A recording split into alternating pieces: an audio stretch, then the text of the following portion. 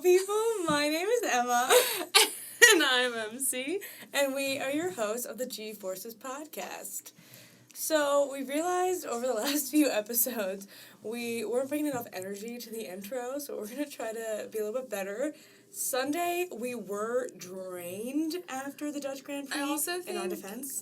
I also think there was a little bit of fear on my part from the fact that, our voices were quite loud speakers.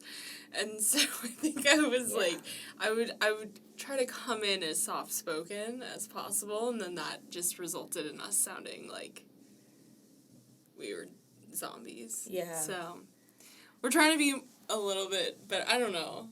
And there's a few words here and there that we both notice that we say too often. We're getting better with it. A little bit each episode. Every episode, we're improving. It's a learning curve. Yes. Give us some grace. This is the first time we're doing this. We're new to this world. Definitely. But, yeah, it's a bit of a crazy week. We have a very short break between Grand Prix. 3 days. 3 days, yeah. I think anyone who follows any of the F1 drivers can see that, oh my god, that's another thing I can't do, is, the banging of my hands. That fear of, sorry. Anyone that's listening is what the hell are you talking about? The headphone listeners, I'm so sorry you keep hearing MC bang her hands on the table. Yeah. Back to what I was saying, a bunch of the drivers' teams are starting to already show up in Milan.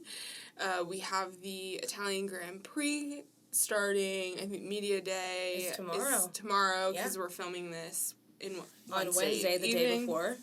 So, lots to come, lots to watch. We are going on a little family vacation, so we will be on the move. Some of our posting may be off just because of that, so we may not get an episode up right after the Grand Prix for the Italian Grand Prix, but we're going to try our best to get it up as fast as we can. Yeah, and our sleep schedule is definitely going to be a little messed up because we want to watch things while they happen, and that's 3 a.m. at the place that we're going to be at, so... Yeah, so, hopefully we'll bring the energy then. We'll see. But... I'm not missing this race, watching it on time, because I actually think, I know I said different last time, that I was saying how I was hopeful that Max Verstappen could beat Sebastian Vettel's record. I don't think it's going to happen.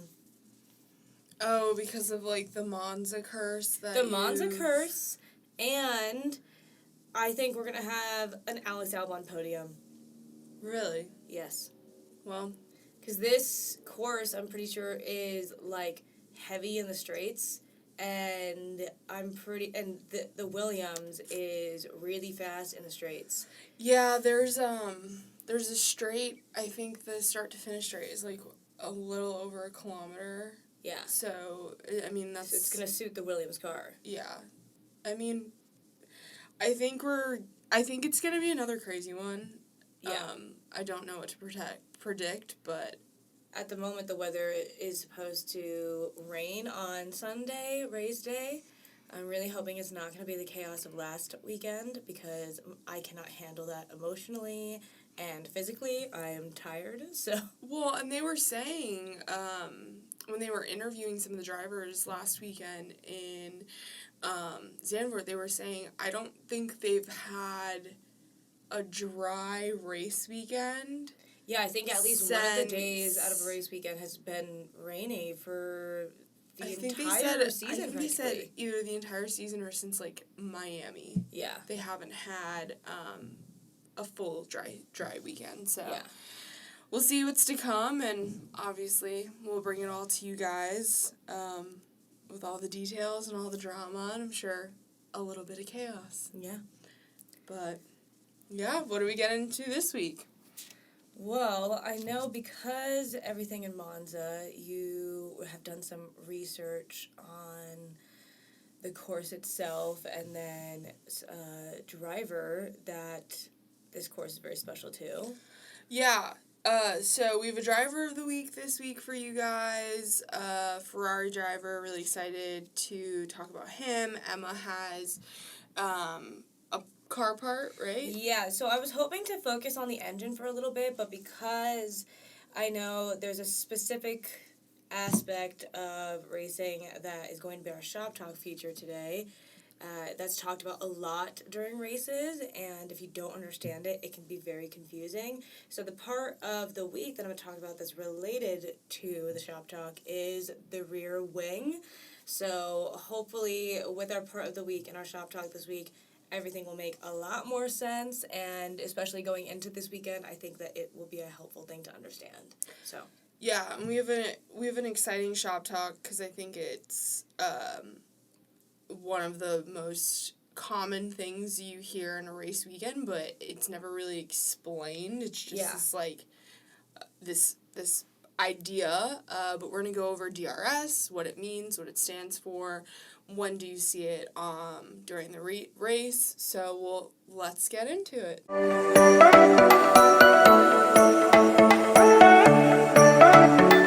All right, so like Emma said, we're gonna get into driver of the week. For those that don't know, just a quick little background, Monza, the race that's coming up for the Italian Grand Prix, is the home of Ferrari. So we wanted to focus on a Ferrari driver, someone who drove for Ferrari. So the driver of the week this week is Alberto Ascari. So, born July 13th, 1918 in Milan. At this point, Milan was still, Italy was still deemed the Kingdom of Italy. It wasn't, yes, that was the official name. We're talking 1918, so we're throwing it back. Alberto's father, Antonio Ascari, was actually a race car driver in, the early, the 20s. Early race car driving, this family is tied to. In 1925, when Alberto was 7, his father crashed and lost his life during a car race, and Alberto still was dedicated. I mean, at 7, obviously, it's something you carry with the rest of your life. Your father's not involved in your life, but he knew he wanted to race. He began racing motorcycles, so he didn't start on cars. He began racing motorcycles, and when he was really young, he signed with the Bianchi team. I don't know anything about motorcycle racing, motorcycle teams, but I believe they are a well-known team. I think they're a historical team. Obviously, since, we're talking... He was on it. Yeah, in the... Way back when, pre-World War II. Alberto participated in the Mille Miglia, which was an 1,000-mile car race in Italy. It was held from 1927 to 1957. There's a similar race these days. What's it called? It's a long distance. Is it Le Mans? Le Mans, yeah. So Mille Miglia was a similar one where they would enter teams, and to throw it back, Antonio, Alberto's father, was a good friend with Enzo Ferrari. Wow. And so, due to the fact that Alberto's father passed when he was young, I think Ferrari became a really big role model in his life and a good friend. And so, during this... Enzo Ferrari became a role model? Yeah, okay. yeah. Enzo Ferrari, founder of Ferrari. Scuderia Ferrari. Yes. Yeah. That Ferrari. Yeah. Not the OG. The OG. Human Ferrari. Yeah. Enzo, I don't want to say he's the first, but, Well, yeah. Yeah. The guy who probably picked the color. That's who the guy think he is. did. Yeah. I think he actually did. Yeah. I think there's a quote from him where he said, if you tell a kid to drop car... It'll always be red. It's going to be red. Yeah. So, literally the guy who picked the color. Yeah. Is this guy's mentor. So, I think he got thrown in via Ferrari. A big role model in his life, clearly already having that connection with Ferrari. Many say that this is the penultimate moment, him joining this 1,000-mile car race. Many say this is the moment where he decided to switch from motorcycle to car racing. World War II hit. The Mille Miglia race was in 1940, and then World War II hit. Obviously, Alberto is living in Italy at the time, and he owned a car garage, and so they were actually commissioned by the Italian army to supply, just to do work, supplies, and so he was never commissioned into the military during World War II. I think he actually ended up becoming, really, really successful because they started some supply company with Africa. It was, a whole thing. But obviously, no racing happened during World War II. Post-World War II, though, Alberto began driving with Maserati, and he drove in the Maserati 4C LT. Go look it up. It's a beautiful car. All the cars he drove are just that classic. They have that barrel shape. They're a little cartoony, but they're beautiful cars. So he started with Maserati, and then he won his first Grand Prix in 1948 at the Gran Premio di San Remo. Also, disclaimer, I do not speak Italian, and these are a lot of Italian words, and I know that everyone who's listening is, I sound as Americans can be, but I apologize.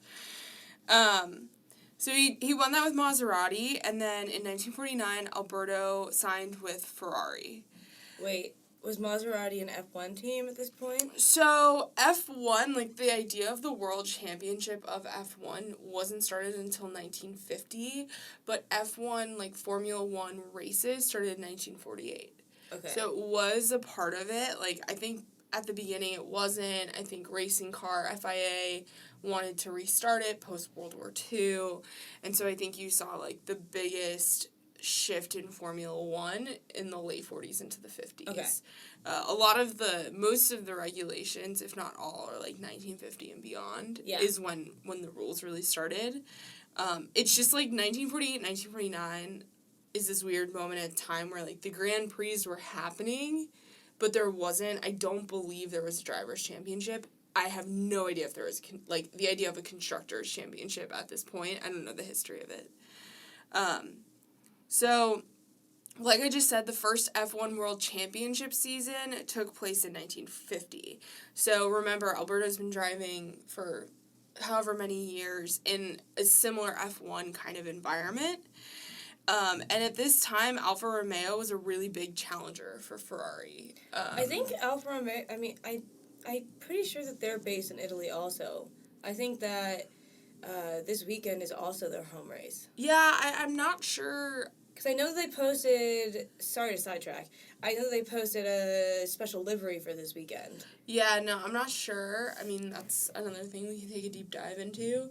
I would assume, it seemed like a lot of things, a lot of motorsport. Was Italian. What I'm talking about, it's the Ferrari world. I don't know how international F1 was traveling at this point, Yeah, it's not exactly easy to travel everywhere in 1950. Yeah, especially with the world we know today. 1951 saw Ascari 2 points behind the leader, and then Ferrari kind of made a crap tire decision during the Gran Premio de España, and Ascari ended up coming in fourth, which I think really affected his points at this point.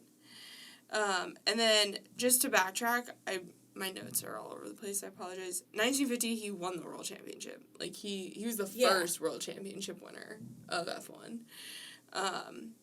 And then, I'm sorry, my notes are a mess, I apologize. And then, I think 1951, he won as well. Okay. Yeah. Was it 1952 that he was a little bit behind by 4 points, you said? Yeah. In 1952, he missed the first championship to qualify for the Indy 500. So he missed the first championship race. And then he came back after a poor performance, but went on to secure the World Championship in 1952. So yeah, in 1951, I think he missed it, and then 52, he won it. Okay. Yeah. Sorry. My notes are everywhere. I apologize, listeners. In 1953, he had a super successful season and clinched another world championship. So he was the first to do, like, the first two-time champion. Obviously, it hasn't been that long. He's the first two-time champ, and I think, like, one of the earliest back-to-back champions, obviously. In 1954, Ascari got into it with Ferrari over salary and just felt that, like, he just wasn't making enough money, and so he switched to a team called Lancia. And then in 1955, he was still with Lancia, and basically, during his race in Monaco, he didn't, I think 1953 was the last time he won a world championship. Lancia had issues with the cars throughout, like, 1955, and then this was crazy when I read this. During the race in Monaco, he got distracted and crashed into the harbor. His car sunk to the bottom of the Mediterranean. Oh my goodness. They said after 3 seconds, his helmet floated to the surface, and then finally he came up. He got hauled into a boat and walked away with just a broken nose. Okay, then. So, he was in a Lancia D50, by the way. Another beautiful car. So, Monaco happens. Apparently, he was embarrassed. It was a whole ordeal. And then, on May 26, 1955, just 4 days after his accident in Monaco, Ascari went to Monza. So, his friend, Eugenio Castellotti, I'm butchering that, was testing the Ferrari 750, another beautiful car. For some reason, he was never supposed to drive the car this day. The descriptions that I saw that explained what happened was that essentially he entered into the car in, like, his trousers and, like, a white dress shirt and, like, was in normal clothes, threw on his friend's helmet, and then crashed. Oh, no. Yeah, so he crashed and apparently was just, like, dead on scene. In honor of Ascari, so there's 11 turns in Monza. Turns 8, 9, and 10 make up what's called I think it's chicane. Chicane. And a chicane is a tricky section of the track where the turns basically happen really, really fast and you have to go Yeah, it's in usually opposite. like 1, 2 right after the other. So this is like 1, 2, 3. Okay. Right after each other. And all of the names in Monza, all of the turns and chicanes in Monza have names. And so this was named the Variante Ascari, and that is turns 8, 9, and 10, that couplet, or not couplet, the triplet. So something to notice when we're watching this weekend, that's a turn that's named, and that actually is the turn in which he did pass. Okay. Lots of people have commented on the similarities between his death and his father's death. They were both the same age when they passed. They both had just won 13 championship Grand Prix. Really they both passed in similar, like, car crashes. And I believe they both were married and survived by 2 children. That's really weird. I don't know if it's, like, tin hat conspiracies. I don't know if it's just people, you know, looking for a greater sign in, you know, an unfortunate situation, unfortunate passing. But people have just pointed it out. It's always been a little bit of a weird thing that people have noticed. Italy, Milan was especially affected by his death. Apparently, the city mourned this passing. I mean, he was a fan favorite. He had I don't remember the Italian word, but apparently he had a nickname. It was like Chubby or like Tubby in Italian because, you know, he liked his pasta. And so I think he was a really, really favored driver in Italy. Well, and wasn't he, because I remember looking online just really quickly about him, wasn't he the last and only Italian to ever win with Ferrari for the World Drivers' Championship? So, I don't know if it's well, yeah, obviously, because to this day, he's still the only Italian driver to win 2 F1 titles. Okay. And apologies, I think I said he won in 1950. He didn't. He won in 51 and 52. Okay. But yeah, to this day, he's still the only Italian driver. And I was thinking about that today. I was doing my notes. We don't have any Italians on the track right now. I don't think so, no. Yeah, no, we don't have any. I don't know who the last. I'm sure there was a driver pretty recently that was Italian, but Antonio Giovinazzi. That sounds very Italian. He raced for, what was it, Alfa Romeo, I think it was. He was in the Ferrari Le Mans team that just won. Yeah. Yeah, but I think from everything I read, I think he's up there with Schumacher in terms of Ferrari success. Oh, that's really cool. I didn't know that. I don't know the similarities in their successes, but yeah, it's crazy to think that, I mean, he passed away in 1955, and he's still the only Italian driver to have 2 F1 championship titles, especially with, like, the history and love. I mean, you see right now Italians on socials. Love Ferrari. I mean, it just, the vibe of Monza, I mean, it's insane. Yes. The way these guys are showing up to their hotels and just bombarded, which is great to an extent. I wouldn't love it, but, you know, that fan support. Into it, the Ferrari drivers go into Monza, I feel like, knowing that's going to happen. Yeah. Because the fans of Ferrari, who you might hear this throughout the weekend, the fans of Ferrari are called Tifosi. And so they are, like, very dedicated fans. Yeah. And so that's why, although every home race is important to win and it's extra special, I know that we've seen in the past, like when Charles won Monza in 2019 with Ferrari, it was like the biggest deal ever. Yeah. Yeah. Yeah. So, that is our driver of the week. If you want to know more about him, Ferrari.com has a really, really good,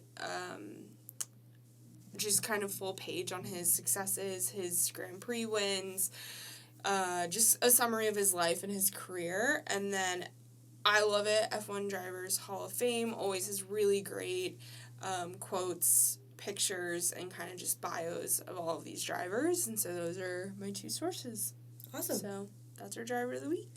All right. And next, I am going to talk about our part of the week.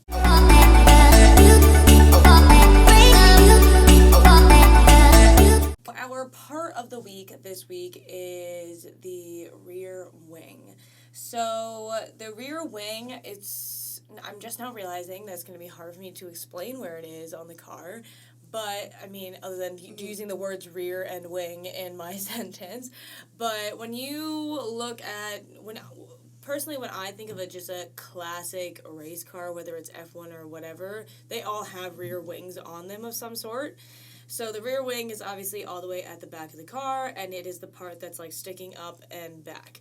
And so it's usually made up of a lot of different portions of it, but the main parts that we're going to talk about are the 2 airfoils, they're called, which essentially are the 2 plates that you see. Sometimes when I could read online, it said that there could be more than 2, but I don't think we've ever seen that. I don't know. But one of the main reasons why F1 cars have a rear wing is to create downforce. Downforce is basically the thing that's keeping them down to the ground. And so without a rear wing, the gravity could literally lift them up. And something that I thought was funny when I was researching this was it's similar technology to airplanes, and if they didn't have this, at the speed that they're going at, they could literally lift off the ground. You know what I thought about? I'm like, in like 40 years when people get tired or like the cars are just advanced to a point, like there's, like, they're gonna start doing crap like that, where like, it's gonna be like, instead of DRS zones, it's gonna be like flight zones. And when I was looking at that, I was like, when we are joking around saying that Max Verstappen is in a rocket ship, he literally is in one, potentially. And I think at this point, if we are going to say that something's a rocket ship, we should take a vote on what F1 driver should go to space, and I feel like it only makes sense for Max Verstappen to go to space. Dude, can you imagine if, like, in a race, the rear wing accidentally, like, ripped off? Like, I mean, that's why they don't have grip on the floor. That's why they don't have grip to the ground then. No, I know, but what if it, like, they just take off? I mean, who knows? Who knows? Who knows? I hope we don't find out, to be honest. Yeah. I don't want to know. We don't want to see it here, folks. Yeah, not something that we're interested in. But, anyways, I thought that was funny when I saw that. But, just to carry on, the rear wing is actually one of the most regulated parts of an F1 car, so teams tend to make slight changes based on the track, based on those regulations. I think the reason why it is so heavily regulated is because of how important it is on keeping the car to the ground, and then also it's a big aerodynamic part of the car, and so I think they're trying to make things a bit more even amongst the teams in that sense. So the way that it works is the air hits the wings when you're driving. The air is coming back and it hits the wings, and it is directed up, and it's now directed up and over the car directly behind you. In the past, the rear wing was blockier, it was thinner, like it wasn't as wide in the back of the car, and it was a bit more square, which created a lot more dirty air, which dirty air is basically the air goes off of the rear wing and it shoots right back down directly to the car directly behind you, and it then disrupts the air that car is driving into and actually can cause some driving issues because the aerodynamics just get thrown off completely. Yeah, it can cause steering issues, traction issues. It can cause the car behind you to also go way slower and even crash. And it makes the car's already really difficult to drive. I mean, you're not driving a minivan, you're driving, like we said, a rocket. And so you have that air, and it just makes it really difficult to maintain driving. Yeah, and so one of the goals is for the air to now go up and over the car behind you directly, so that it's just going over it and it's not hitting it at all. And when it actually goes up and over it like that, it is actually, in a way, a tow even. So then I'm going to go into the term slipstream. So sometimes it can create a slipstream, meaning the car that's directly behind you does not have as much air interference. And so if the car is directly behind you, they are essentially getting a tow from you because they don't have to use as much power of the car to go as fast because they don't have as much air interference. Resistance to deal with. And so sometimes you'll see in a race where I think it even happened this past weekend. I think Fernando Alonso was in a slipstream behind Checo, and then Checo was like trying to swerve to get Fernando out from behind him to try to interrupt the slipstream, because you don't want to tow the person behind you, obviously, because that gives him an advantage. Without a doubt. And then they can get closer to you. So, but yeah, essentially the main part of the rear wing are those two plates, and its main goal is just for aerodynamic purposes and keeping it down on the ground and trying to distribute the air more evenly. So those are my main things about the rear wing, honestly. I didn't want to get too deep into it because there are other aspects of the rear wing that are more like from week to week. And because I said every team might make some small changes here and there based on the track. So some tracks might need more downforce, some tracks might need less, and so they're going to make changes to the outer portions of the rear wings. Like the shapes, the way. Yeah, and so getting into that, I felt like it would have been way too complicated, because I feel like at that point that is up to like the technical director and what they're doing, and that's not something that... Well, and I feel like they're such small changes to our eyes that it becomes like it almost becomes a little bit more visual to understand those changes. Yeah, I feel like the only times I know that those changes happen are there's a few Instagram accounts that go over stuff like that. Yeah. And then F1 has an analyst that talks about it, usually in the pre-race show or during qualifying or pre-practice sessions. They'll have photos of the cars from that week. They'll sneakily get photos because it's top secret stuff. And they will draw where the changes are and show you photos from the weeks before and show you the differences with that. So, yeah. Cool. Yeah. So now we are going to go into our next part. I think we're going to talk about, we're going to do our shop talk. We're going to do our shop talk. On DRS, which relates to rear wings.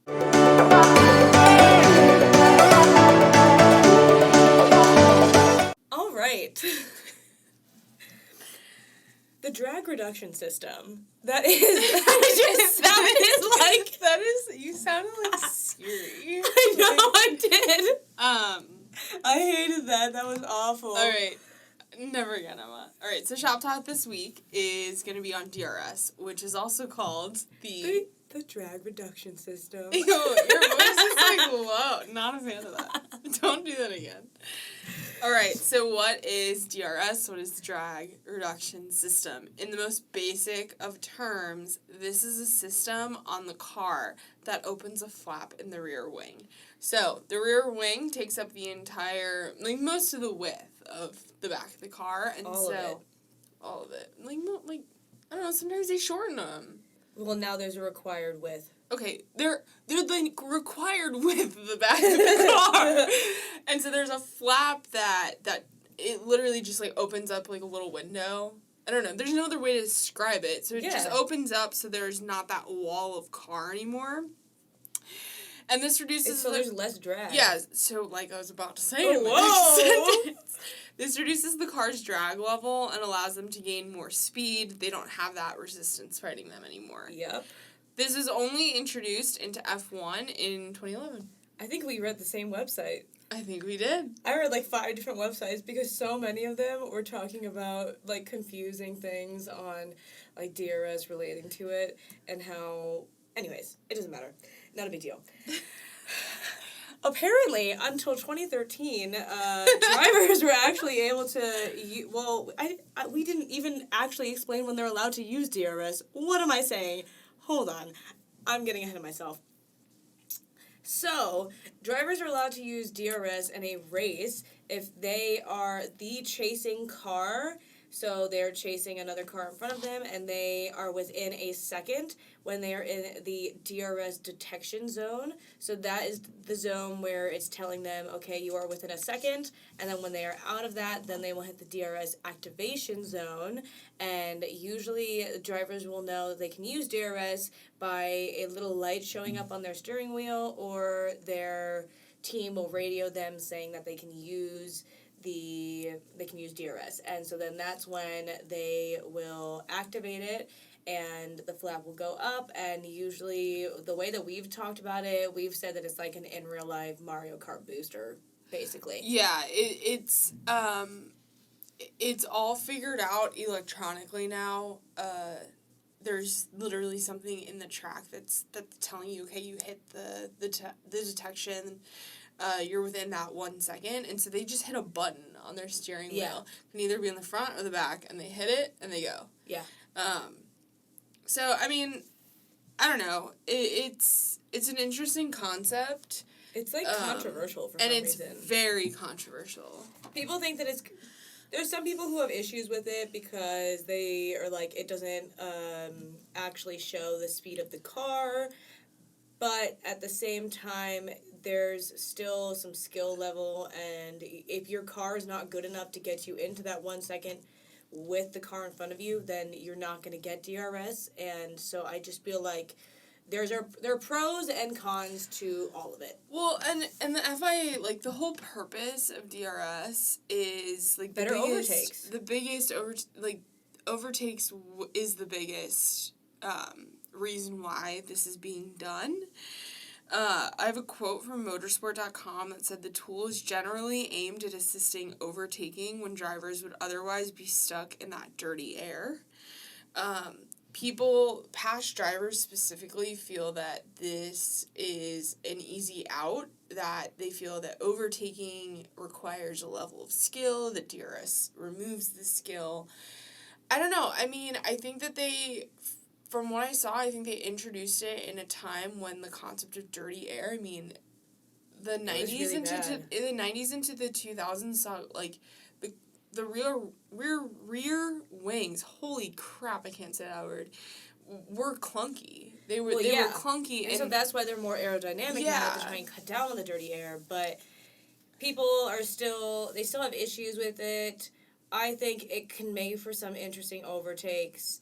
I think you're going to have people who love it. You're going to have people who hate it. I think we're just spectators. I also think the other thing is, I don't know if this is permanent. There are talks at the beginning of every season is DRS. I think they hope to get rid of it eventually. The plan is, they've brought it up in past years.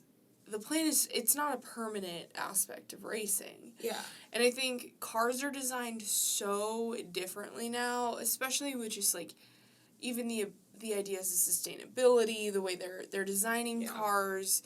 I also think the amount of money they can spend on cars has changed the car design game. So 2011 compared to 2023, the rules and regulations are really different. And so I'm more curious to see how long DRS is still involved. I think it'll be another toss-up where you'll see certain teams that are in the lead are greatly affected by this. But, I mean, I don't know. I'm curious to see how long it stays in the sport. Yeah. But one other thing, just to kind of add to DRS, apparently,